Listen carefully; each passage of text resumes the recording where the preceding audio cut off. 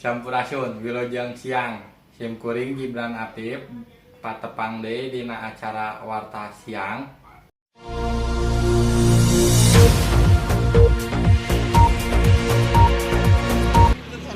Gunung Semeru bitu deui poe Minggu kaping 18 Desember isuk-isuk. Abu vulkanik saluhur 2000 meter ngapung ka luhur sarta warga diimbau deui pikeun ngajauhan Semeru. Otoritas nyatakeun warga dilarang ngalakukeun kagiatan dina jarak anu tangtu pikeun ngegah potensi bahaya. Potensi bencana anu dimaksad nyaeta abu vulkanik, megapanas, aliran lahar, sarta ngaluarkeun batu ti kawah Semeru. Gunung Semeru ngalaman bitu gede dina kaping 4 Desember 2021.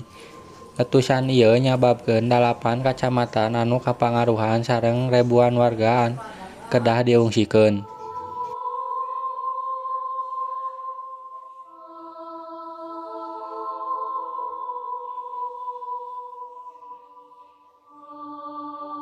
Mung sakitu wae warta anu tiasa ditepikeun.